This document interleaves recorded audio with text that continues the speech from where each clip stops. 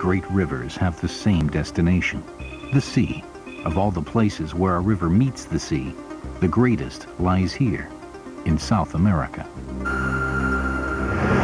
The waters of more than 20 rivers flow into this one vast estuary. It drains 1/4 of the continent. On one side lies Uruguay. More than 100 miles away, Argentina. In between lie the graves of 1,000 ships.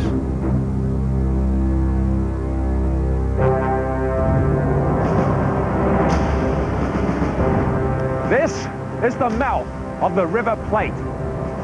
Every day, thousands of tons of silt from the vast hinterlands of South America pass here before being discharged into the South Atlantic. It turns the water to chocolate and creates deadly mutating banks of mud. Of the many wrecks beneath these unlovely brown billows, there is none more famous than that of the Agamemnon, a ship whose name shall never be linked to that of the even more famous name of Vice Admiral Bank Count Horatio Nelson.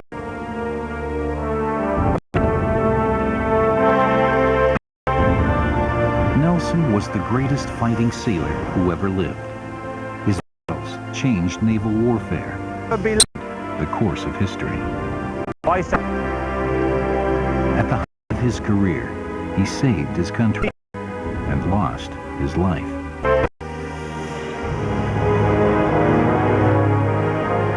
A team of archaeologists has come to the River Plate, a trail of 2 men-of-wars. Nelson and the ship he sailed to fame and glory, the Agamemnon. The expedition is Oxford archaeologist Menson Bound.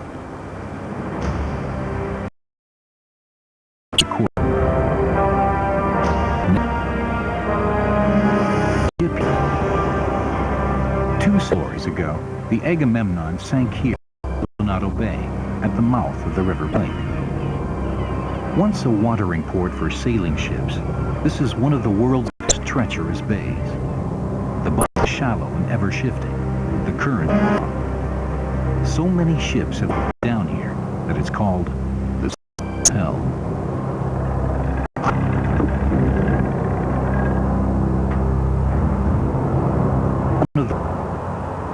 With his partner, Prunzuk, professional diver Hector recently found what he thought might be Nelson's Agamemnon. To deter scavengers, Hector kept the news to himself. He marked the spot using the global positioning system. Then he got word to be bound. I'd like to see him go right through there. Okay? No. Tuesday, February 25th. The search for the Agamemnon begins. This torpedo-like instrument will help read Hector's wreck. Towed behind the boat, it sends out sonic beams to the seabed.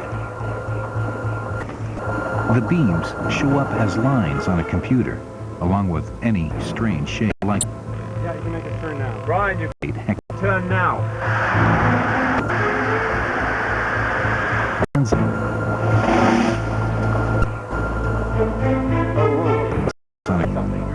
Oh, look at that. It's a wreck. Where's something? There it is. There it is, right there. Well, you got the shadow and the fatter end and then what narrow is there. That there could be the front end. Cut. Oh, what's over top? Yeah. Carry on for another 50 meters. Turn 180 to starboard. It is a beautiful wreck.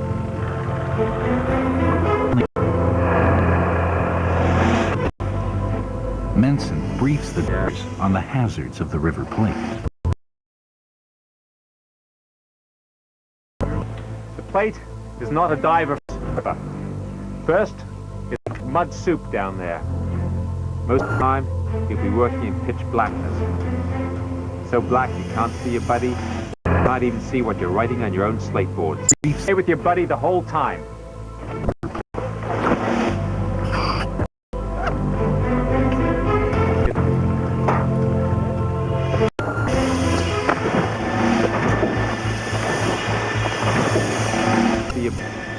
grope their way through the map of Maldonado Bay, and this is a good day.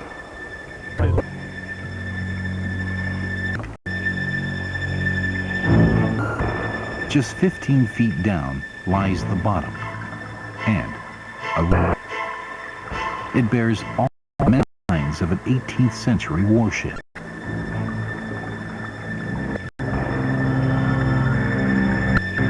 This is the stock of a musket. This comb is a weapon against lice.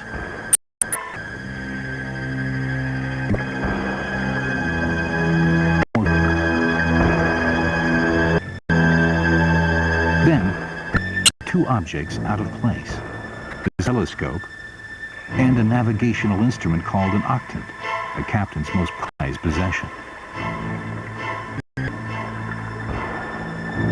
Turns out, this is a Spanish wreck. In 1812, the Salvador was carrying troops to Montevideo when a storm blew up. She sank just yards from shore. Of all the tragedies in these waters, this was the greatest. 500 men lost their lives.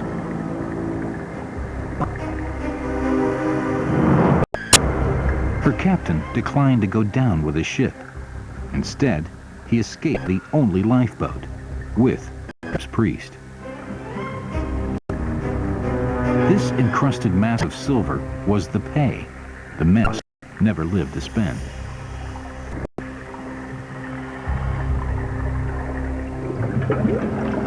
Instead, they retrieved the chief artifacts to be lifeboat and reported. Then, because they lacked permission to excavate this wreck, they returned them, carefully buried to protect them from looters. The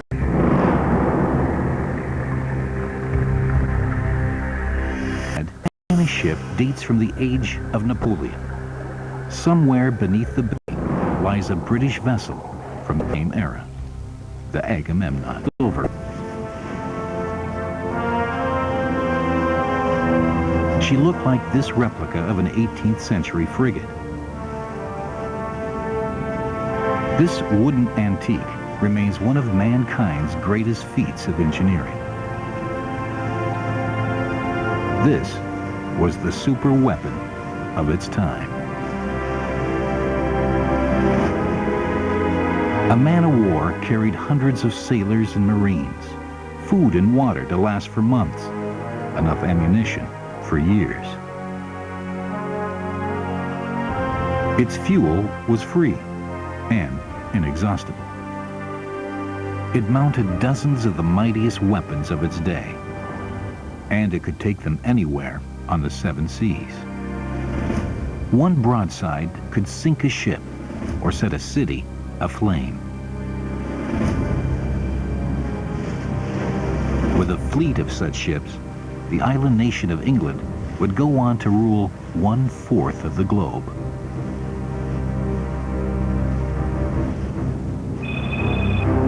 Friday, February 28th, Menson Bound resumes the search for the Agamemnon.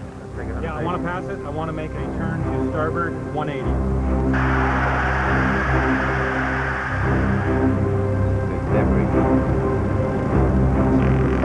Brian, can we put about and head for the eastern tip of Goriti? The eastern tip of Goriti. Fix on that and head straight for it. Over.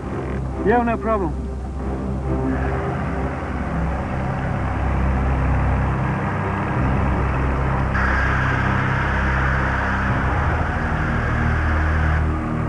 Yeah, probably a timber. Yeah. After several hours, the towfish detects something. That feature in there. That's a better width right now. Sure. Oh, what's that right What's there? this going to here?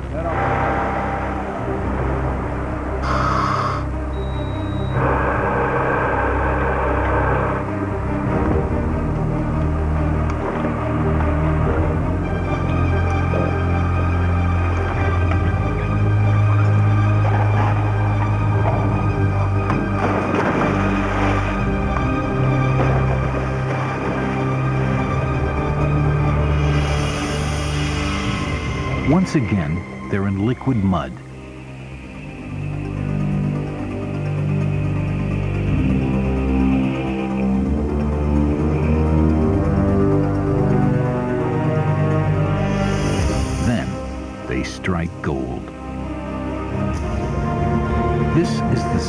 of a ship, centuries old. These copper bolts once held together its backbone, the keel.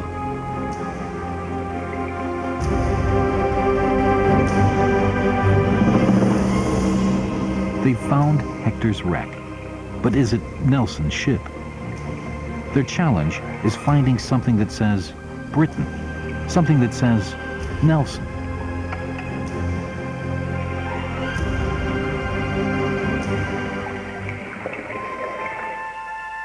He was the frail child of a parish priest. His career choices were the church, the law, or the sea. He chose a place on his uncle's ship.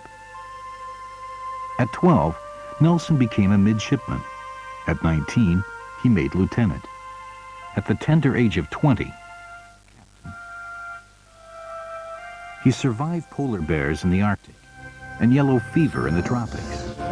But one thing he never overcame: seasickness. During the American Revolution, Nelson scored small victories for England. But when peace broke out, his career hit the skids. Tedious smuggling duty, then unemployment. For Nelson, these years were the worst of times, followed by the best. As revolution swept France, the kings of Europe mustered their armies to save the French throne.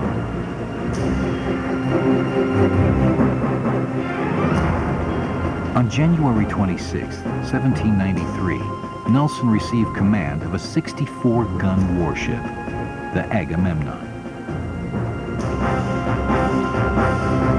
Just 1 week later, France declared war on England.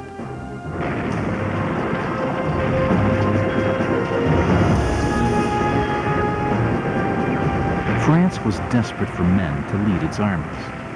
With the officer corps ravaged by exile and the guillotine, the new government quickly promoted young men with talent. One was an obscure 24-year-old lieutenant who would soon become a household name. He would lead the largest army the world had yet seen and prove one of the greatest generals of all time. All Europe would tremble at the name Napoleon. The war with France would give Nelson his first great victory. Ironically, it would come on land.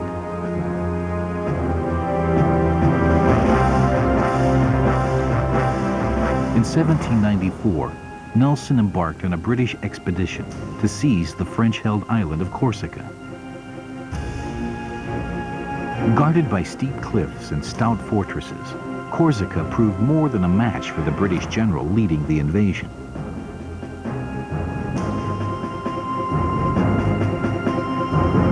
But Nelson was undaunted. He vowed to capture the island himself, with his own sailors, his own guns, and his own ingenuity. On the 4th of April, 1794, guns winched from the 'tween deck of the Agamemnon were ferried ashore a little north of Bastia. With huge strops around the boulders, they used the Agamemnon's biggest block and tackle to haul the cannons over the rocks and up the cliff. With cutlasses, they hacked trackways and then dragged the guns to within 700 yards of the fortress walls. When the French commander was asked to surrender, he replied, "I have hot shot for your ships and bayonets for your men." The firefight that followed was murderous, with the enemy returning shell for shell and shot for shot.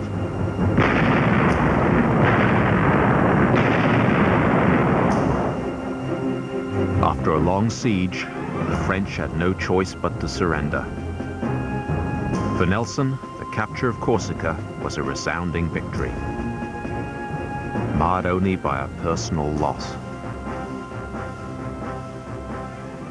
It was also here that Nelson was wounded for the first time, when a shell fragment ricocheted off the rocks and sliced its way across his upper face. It cost him the sight of his right eye. Nelson had proven himself on land. His next test would come at sea.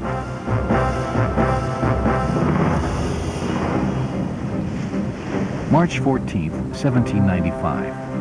Off the Italian coast near Genoa, a British squadron sights a French fleet and races to intercept it.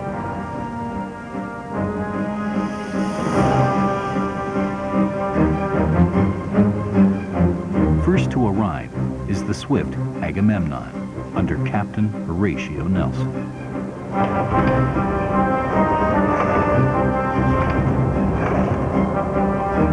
His target is the monstrous 84-gun Saira.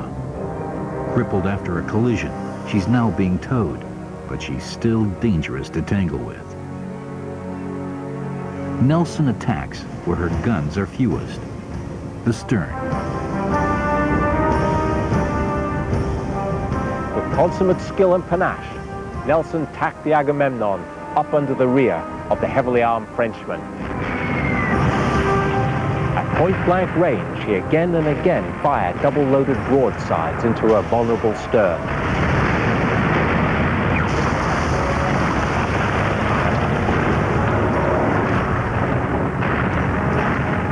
For 2.5 hours, Nelson pounded the Saira. When the smoke cleared, 100 Frenchmen were dead or dying, and their ship was a wreck.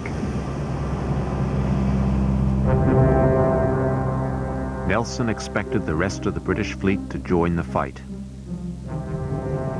Instead, a cautious admiral ordered him back.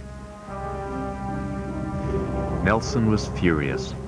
Had I commanded our fleet, he wrote, the whole French fleet would have graced my triumph.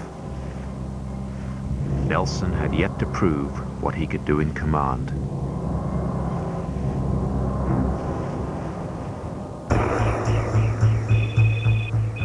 Saturday, March 1st.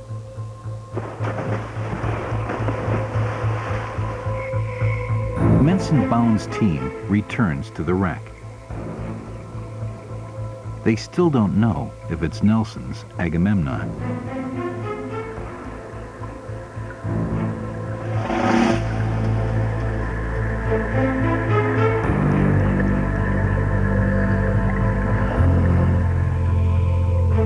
They find plenty of artifacts typical of a man of war, but no hint to its name.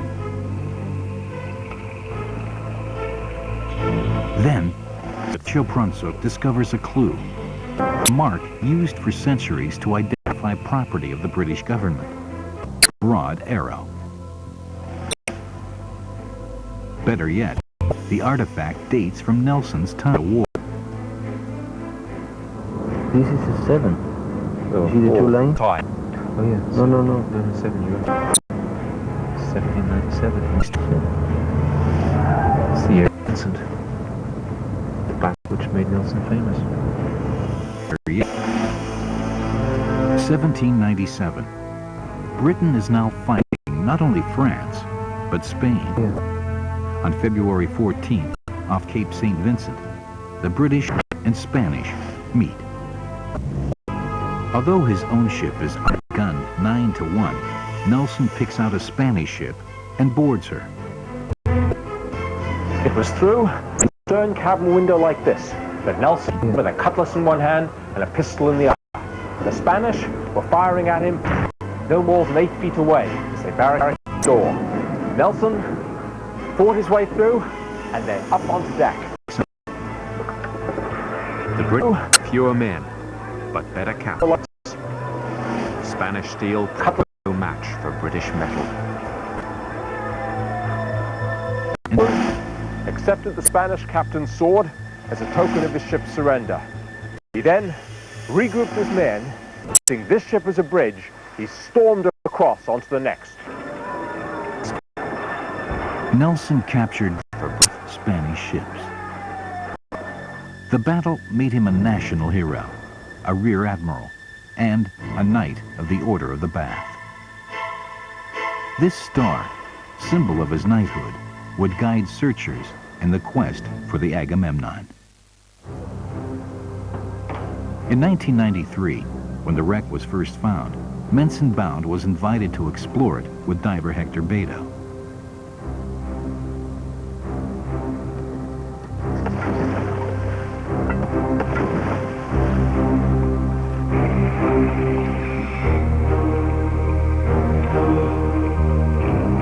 After 4 hours of large find, it vanished in the silt.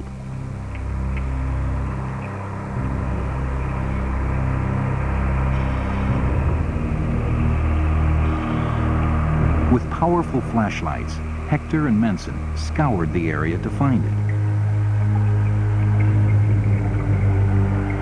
They were about to quit when Hector looked down, and there it was.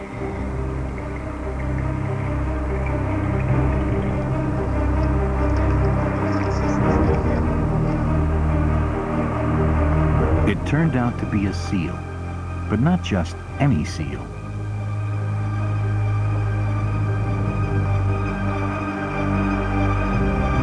The letters spell out Nelson, and it bears the star of the bat, symbol of his knighthood. It's not actually Nelson's seal, it's a commemorative piece.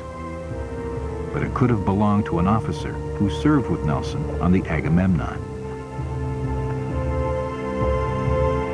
It's one more piece of evidence they're on the right track. This seal was issued after one of Nelson's victories. Another seal would help him win his next. April 1801. Nelson has a new ship and a new mission. Fearing Denmark is about to join the enemy, Britain sends a fleet to Copenhagen to deter the Danes. Nelson decides to attack where the Danes least expect, up a shallow channel behind a mud bank where their guns are weakest. The Agamemnon leads the attack. The Agamemnon and the Edgar, it was, had pole position. They had the honor of leading in the British fleet. I mean, if you imagine this to be the British line. Okay, like this. Okay, here are the British ships. Antonio, do you mind? Okay, and here's the famous mud bank at Copenhagen. And over here, the Danish ships like that. And there's Copenhagen, the night behind. Okay, so what happened was this. The British came in line ahead formation down the wide channel here. This was the Agamemnon, and what Nelson tried to do is come in behind the mud bank and attack from this end rather than that end, which is what the Danes were expecting. But right from the beginning, things went bad. Two of the ships, the Agamemnon being one of them, got stranded on the mud bank right here, had to sit out the action. So right from the start, the British were down 2 capital ships.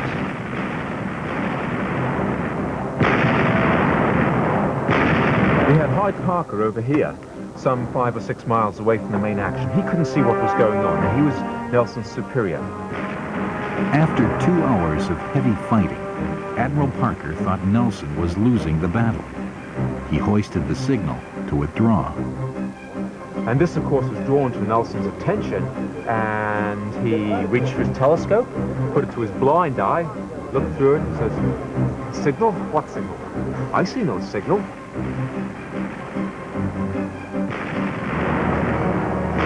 After another hour of hard fighting, Nelson was no closer to victory, so he bluffed. He sent the Danes an ultimatum: either agree to a ceasefire or he'd destroy their capital. To convince the Danes, he controlled the battle. Nelson took the time to seal his ultimatum. The Danes caved in.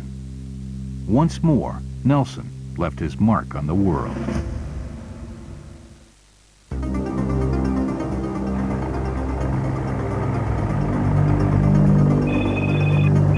Monday, March 3rd. Another dive, but this one is different. It yields the final clue to identify the wreck. In the late 18th century, the Royal Navy began lining the hulls of its warships with copper to protect them from sea worms. Now, all the pieces come together. The broad arrow, mark of the Royal Navy. The commemorative seal, a link to Nelson. And copper sheathing, a sign of the wreck's age. This is the Agamemnon.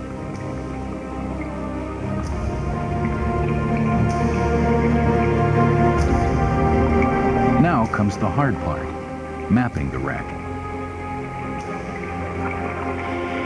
To record the location of every artifact, the team will lay down a datum line, a reference line running the length of the wreck.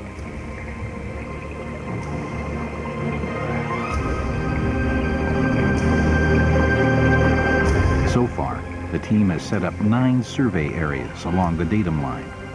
Site number 9 turns out to be rich in artifacts, but one is puzzling, a large iron wheel weighing some 50 pounds. The team wonders what it was used for.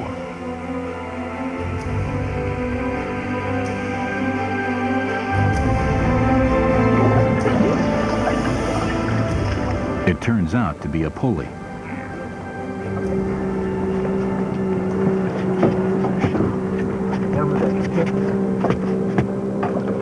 They're 2.5-inch diameter rope. Had to be. This is the principal biceps of the very ship. Yeah. Think of the size of it with a great wooden shell around it. Probably side by side. The block must have been huge. The wheels or sheaths were often made of iron. They led the ropes for doing the ship's heaviest labor.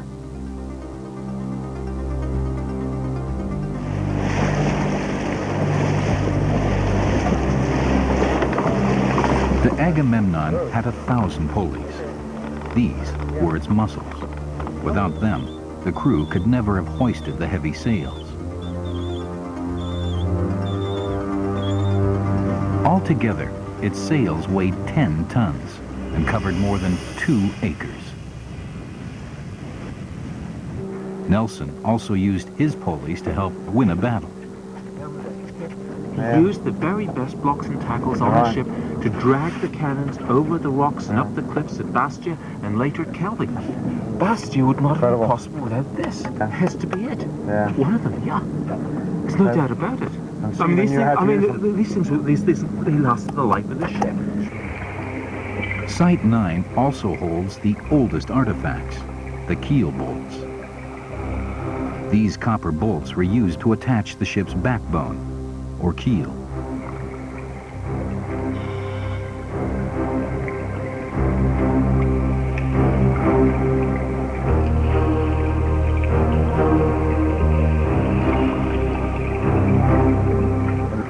Quite heavy. There've been hundreds of them, all along the keel, chunk, chunk, chunk, chunk, chunk, like that. These were used to fasten the Agamemnon's lower assembly. This takes us right back to when she was first built at Buckler's Heart. These date to when the keel was first laid. With just one keel bolt, Menson Bound can go back in time and rebuild Admiral Nelson's Agamemnon. 7,000 miles from Uruguay, along England's Beaulieu River, lies the sleepy hamlet of Buckler's Heart.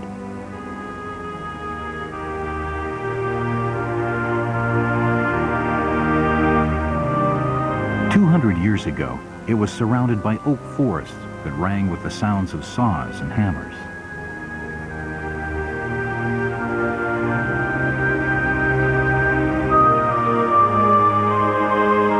For 5 decades, Buckler's Heart was one of the finest shipyards in England, thanks to the man who ran it, Henry Adams. With a head for math and an eye for drafting, Adams could build from blueprints rather than using crude models like most of his peers. With nothing but simple tools and manual labor, Adams could turn hundreds of thousands of pieces of wood into a 1,400-ton warship in little more than a year. Until the coming of the skyscrapers, this was the height of human engineering.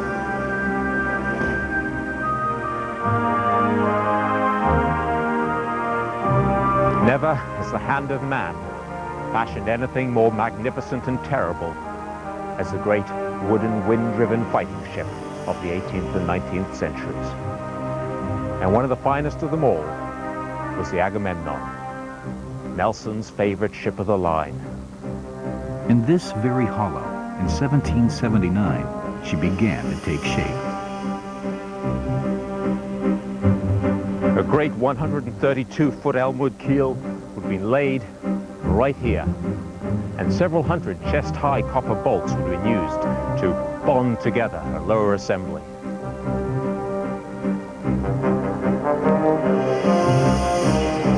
Building an 18th century man-o-war was like assembling a giant three-dimensional jigsaw puzzle. After fastening the lower assembly to the keel,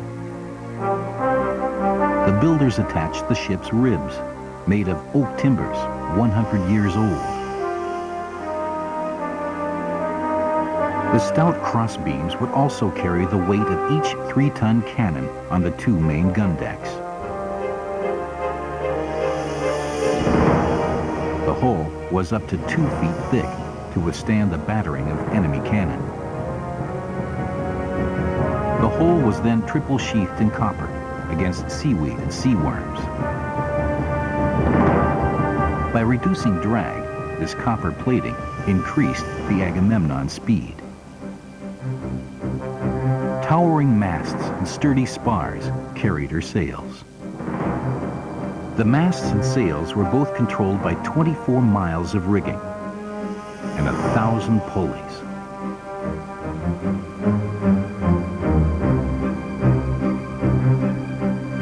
Under full power, the Agamemnon was propelled through the water by 40 sails of all shapes and sizes.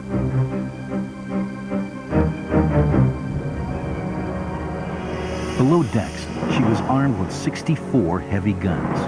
In a single broadside, they fired a 1/4 ton of cannonballs. Her biggest guns fired a 24-pound iron cannonball well over a mile. At half a mile, their deadliest range, the Agamemnon's gun crews could send cannonballs through 2 feet of solid oak. And they could load and fire nearly twice as fast as their enemies. 1 broadside every 90 seconds. This was the Agamemnon, the ship Nelson commanded as he rose to fame.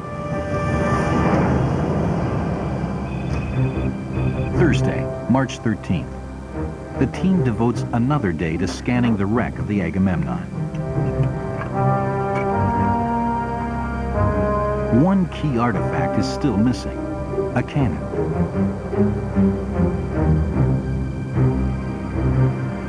Before the Agamemnon sank, all but 19 cannons were saved. Of those, none were ever retrieved. This is Menson's 4th day of scanning the seabed. That's one piece and this is the other. 5 hours have gone by.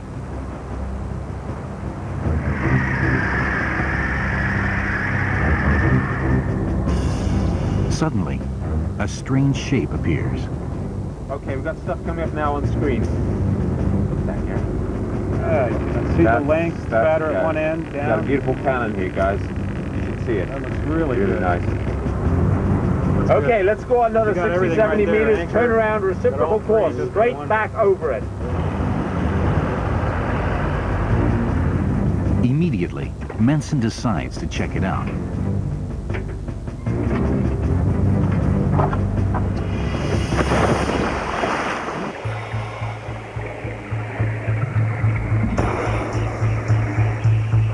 He discovers it's lying on top of the sand, just waiting to be lifted. First, Menson needs 2 things: permission and a big crane. The paperwork alone could take weeks. Menson has only 10 days left.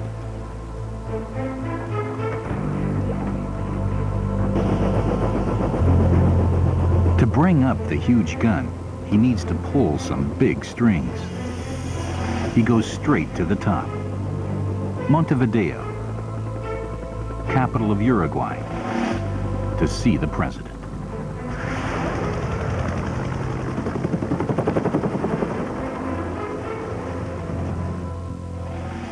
Julio Sanguinetti, president of Uruguay, keeps his eyes on both the present and the past. Along with a certain British archaeologist, he shares an interest in old shipwrecks.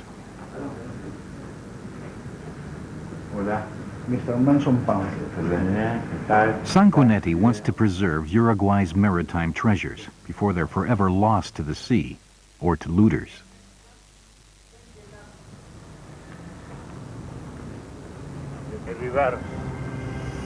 When Menson reveals he's found one of the Agamemnon's guns, Sanguinetti offers the use of a crane. But the Navy can spare it for only a day. Now, Menson is fighting the clock.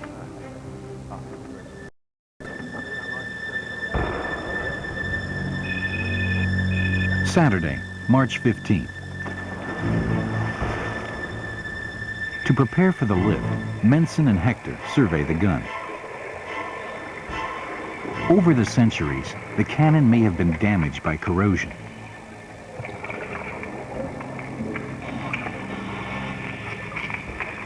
Menson fears that under the strain of the lift, the gun will disintegrate in a cloud of rust.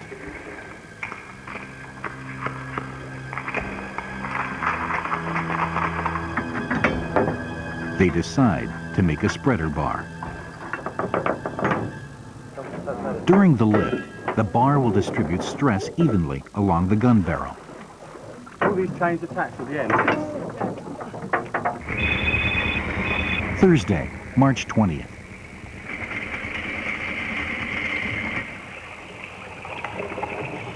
Divers excavate a tunnel under the cannon to run lines for the spreader bar.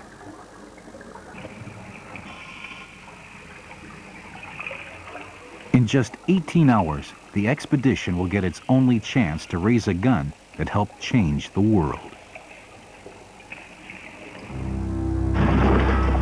After a decade of war, Napoleon had defeated every army thrown against him. Now, he prepared to conquer his greatest foe.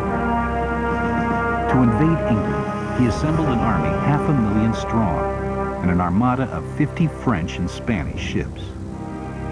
All that stood between Napoleon and victory was the English Channel and the British Navy. In this crisis, England turned to one man, Admiral Horatio Nelson. Nelson had already given an eye and an arm for his country. At Trafalgar, he was about to give even more. In Nelson's time, navies fought in two parallel lines. They battered each other until one side chose to quit and run. Nelson didn't want to batter the enemy into retreat. He wanted to annihilate them. Days before the battle, he outlined his plan to his captains. They would sail right into the enemy line and break it. Then they would surround the rear and destroy it. By the time the enemy's vanguard turned around to engage the British, the battle would be over. This revolutionary tactic would go down in history as the Nelson Touch. Late on the morning of October 21st, 1805, Nelson led his ships toward the Franco-Spanish fleet. At 12:30 p.m., the British broke the enemy line.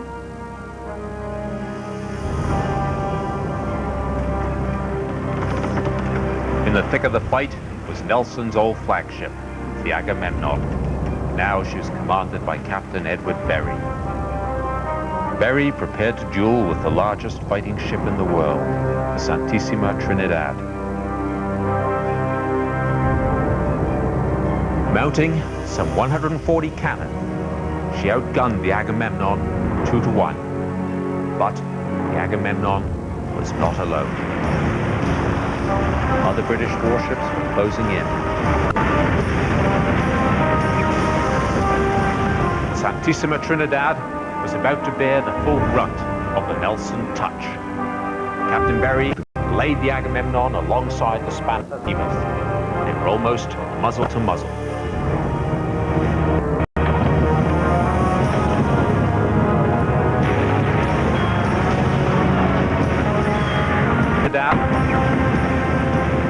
In an hour, ground decks, great Spanish ship ship were red with blood.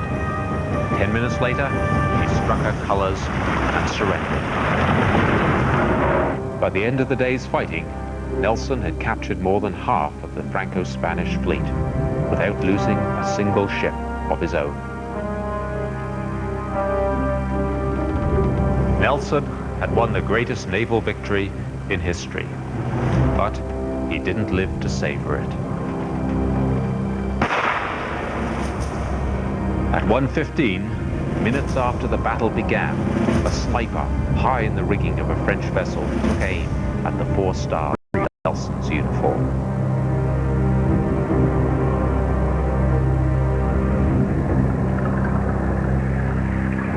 The bullet that struck him was a lead musket ball, like one found by a diver at the Agamemnon site. So I found this one looks like a fishing line. No, it's shot. This isn't.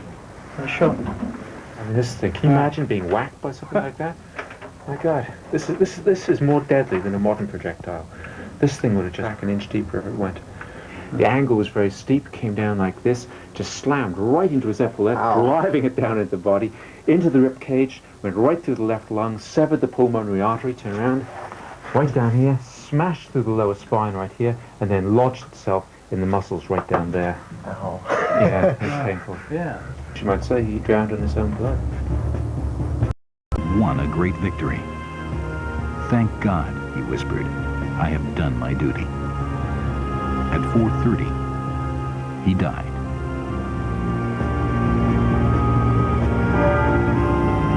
Even in victory, Britain was overwhelmed with grief and the loss of their greatest hero.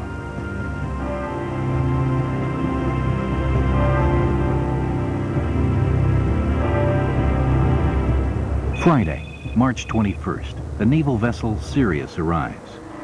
But below decks, there's trouble. Her generator has broken down. Without power for the crane, the lift is impossible. Tomorrow, Menson gets his only shot at the gun. He has 12 hours to work a miracle.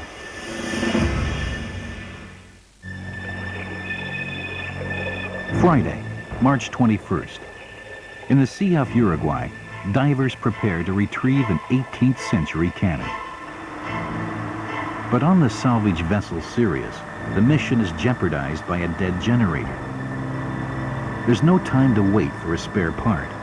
Instead, the ship's engineer labors through the night in the machine shop to make the part himself.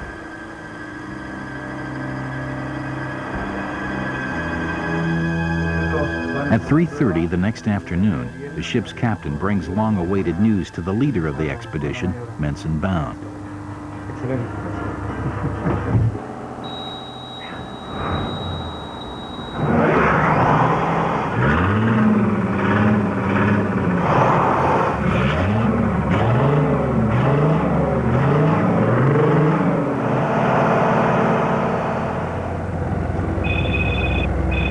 Saturday, March 22nd. 3 tugboats, a Coast Guard ship, and the salvage vessel Sirius leave the port of Punta del Este and head out for the wreck of HMS Agamemnon. 4 years after Trafalgar, the Agamemnon entered these same waters. She never made it out again. In June 1809, 8 warships, including the Agamemnon, were stalking a French squadron when their hunt led them into the treacherous waters of Maldonado Bay.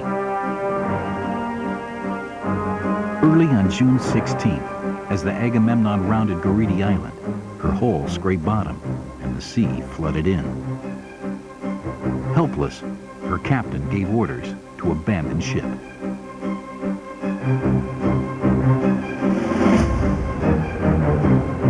4:15 p.m.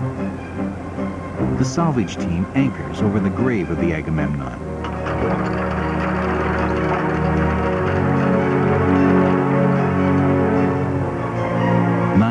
Yards off Goriti Island. Here, the Agamemnon's crew came ashore, choking on salt water and tears. After leaving the Agamemnon, the men regrouped right here upon the sands of Goriti Island, only a few yards from where the wreck foundered. Accounts tell of how war and weather-hardened old mariners beloved like babes as they clambered down her sides for the last time. But this was not just any ship they were abandoning. This was the Agamemnon.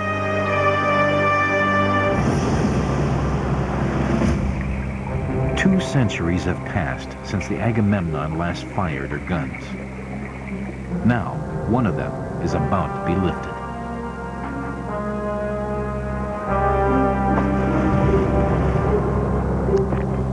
The team has only 3 hours left to do the job.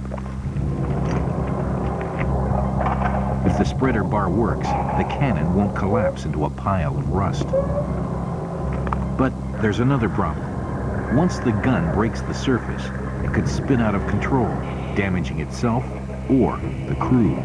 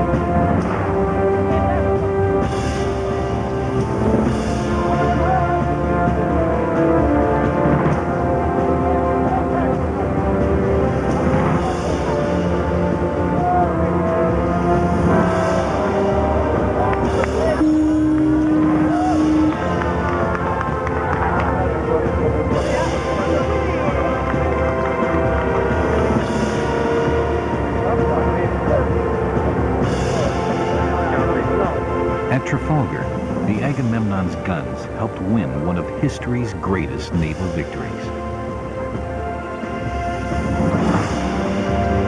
This gun also forged one of the world's great superpowers. The history of the world was shaped during a single afternoon in October 1805, when 73 ships congregated off the remote coast of southern Spain for what was to be the last large-scale battle under sail. It involved the British, the French, and the Spanish. But by the end of the day, there was only one clear, undisputed victor. From the guns of Trafalgar to those of August 1914, Britain was the supreme naval power in the world. Trafalgar was over 10 years in the making.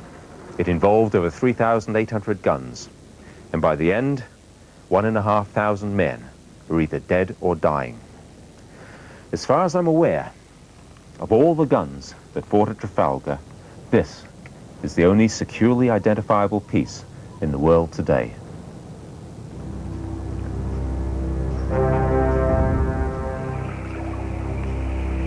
The rest of the great ship Agamemnon vanished long ago in mud and sea, an ignoble grave for a noble ship.